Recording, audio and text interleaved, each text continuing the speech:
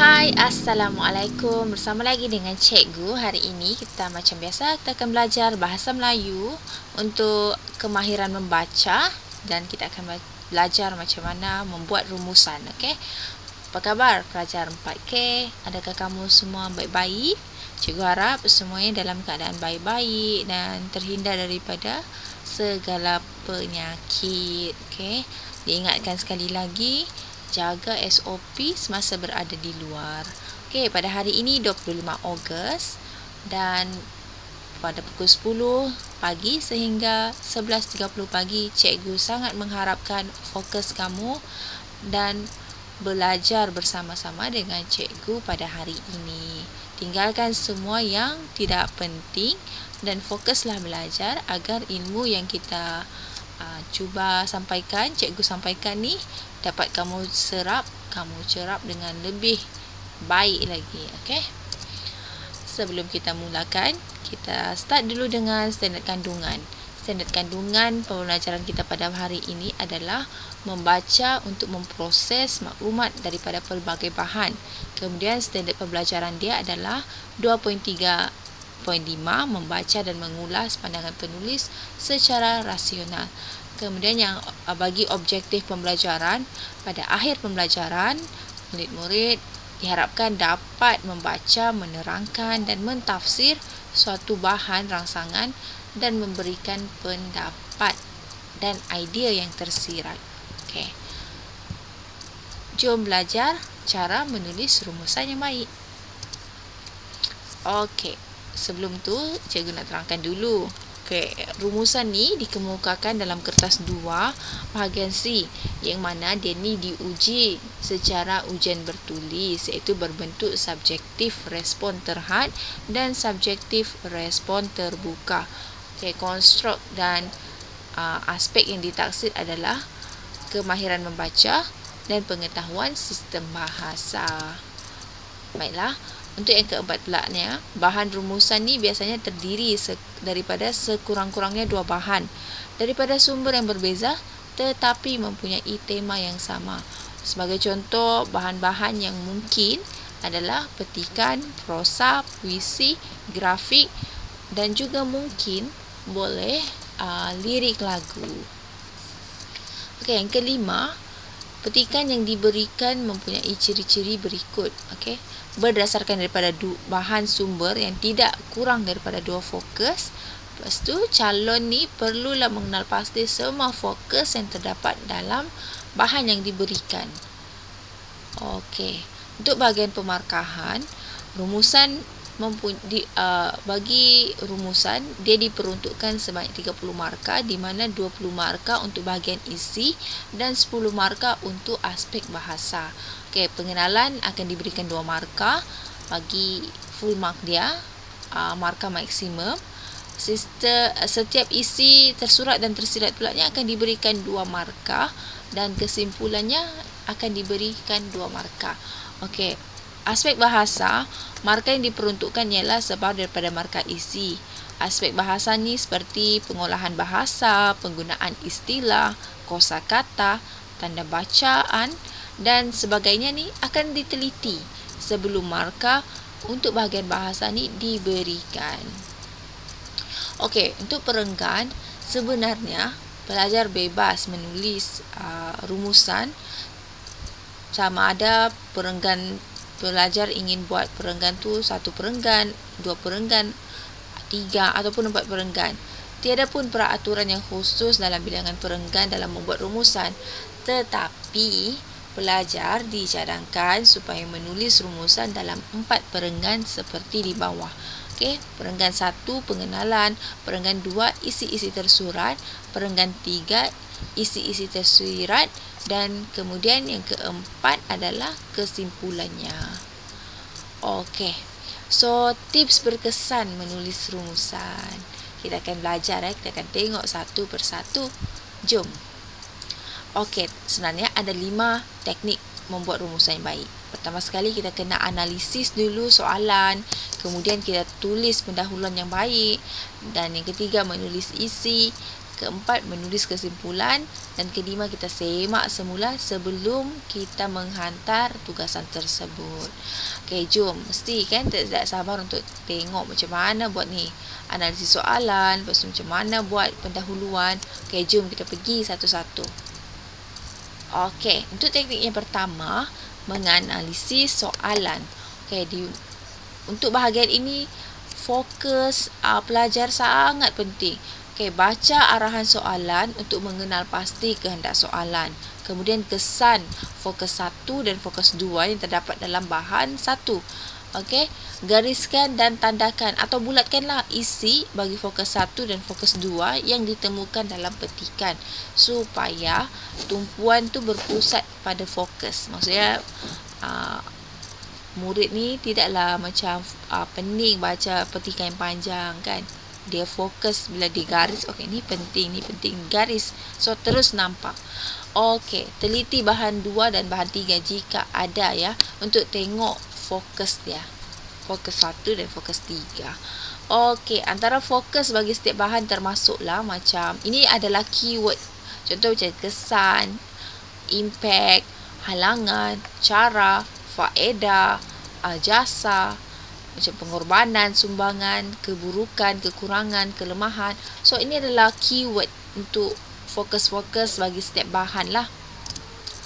Okey, seterusnya kita masuk kepada teknik yang kedua, menulis pendahuluan. Okey, so pendahuluan ni adalah satu ayat yang dapat menggambarkan kandungan petikan secara keseluruhannya.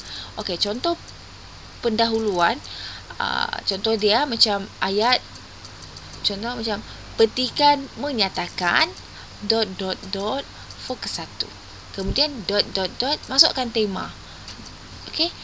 Dengan berdasarkan rumusan di atas, ayat pendahuluan antara yang perlu ialah fokus 1 mestilah terdiri ataupun diolah menggunakan perkataan sinonim dengan tugasan soalan yang menyatakan isi tersurat. Kemudian masukkan tema dan bilangan perkataan kebiasaannya 8 sehingga 12 perkataan. Okey. Okey, contoh soalan dia, baca petikan di bawah dengan teliti. Kemudian buat satu rumusan tentang punca-punca berlakunya banjir kilat dan kesan-kesannya.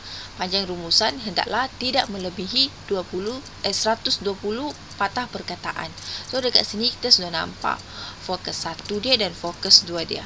Okey, panjang rumusan hendaklah tidak melebihi 120 perkataan. So pelajar haruslah perhatikan yang ini juga, sebab terlebih patah perkataan di hujung itu tidak akan dikira ataupun diberi markah. Okey. Contoh ayat pendahuluan lah. Petikan menyatakan faktor-faktor yang menyebabkan berlaku banjir kilat di Kuala Lumpur. So dia ubahkan tadi soalan dia macam punca-punca, tapi di sini dia dia tukar kepada ayat sinonim iaitu faktor-faktor. So unsur 1 ada. Dapat sini kan perkataan yang sinonim dengan perkataan punca-punca, dia tukar kepada faktor-faktor. So dia akan dapatlah poin dekat sana. Lepas tu dia masukkan tema. Memandangkan tema yang diberikan dalam soalan tu adalah banjir kilat, dia pun memasukkan tema di sini iaitu banjir kilat. Dan bilangan perkataan pun cukup-cukup 8 hingga 12 patah perkataan. 1, 2, 3, 4, 5, 6, 7, 8. 8. Okey, 8 patah perkataan. Okey. Next. Okey, pendahuluan ni hendaklah ditulis dalam satu ayat sahaja. Okey, jangan salin bulat-bulat seperti yang terdapat dalam soalan. Okey, tolonglah jangan. Okey. Kemudian kata tugas atau kata kunci yang kedua dalam soalan rumusan tidak boleh dimasukkan dalam bahagian pengenalan. Sebagai contoh yang di bawah ni, contoh ayat pendahuluan yang tidak akan mendapat 2 markah tapi akan dapat 1 markah. Yang pertama ni, dia salin balik sahaja. Contohnya, petikan menyatakan punca-punca berlakunya banjir kilat. So, dia tidak menggunakan unsur macam perkataan sinonim dekat sini. Yang kedua pulanya, petikan menyatakan punca-punca berlakunya banjir kilat dan langkah-langkah menanganinya. Okey, di sini dia sudah salah untuk macam dia tidak menggunakan perkataan sinonim. Lepas tu dia masukkan juga fokus yang kedua yang sepatutnya menjadi isi tersirat, yang mana isi tersirat ni tidak dimasukkan di dalam pendahuluan tetapi dimasukkan di dalam isi lah. Okey. So dia ada kat sini memang calon ni tidak akan dapat markah yang penuh untuk pendahuluan yang seperti ini. Jadi sayang kan? Okey. Next, teknik yang ketiga, menulis isi. So, yang pertama, isi-isi yang terdapat dalam petikan berdasarkan kata tugas atau kata kunci yang pertama dalam soalan. Okey, carilah sekurang-kurangnya 6 isi tersurat daripada petikan. Tapi jika macam tidak cukup, pelajar mestilah mengumpulkan isi tersurat yang lebih dalam gabungan macam 2, 6, 3, 5 ataupun 4, 4. Okey, bila buat ayat ni, ayat tu mestilah olah.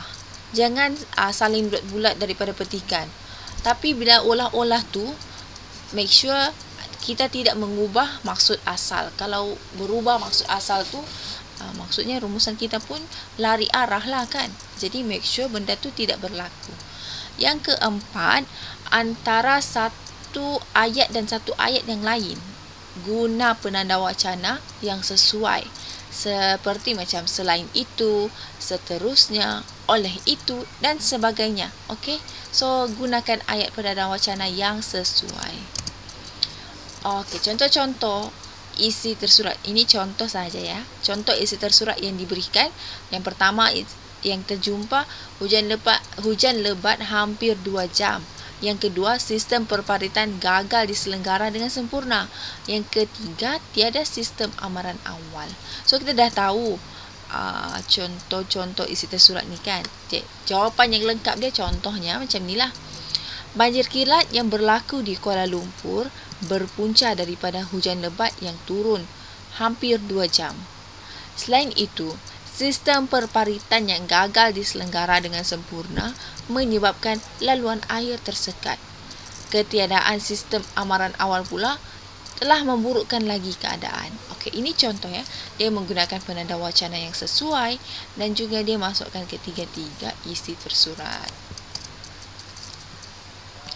Bagi isi-isi yang tersirat, pelajar dikehendaki menulis sebanyak 2, 3 ataupun 4 isi tersirat lah.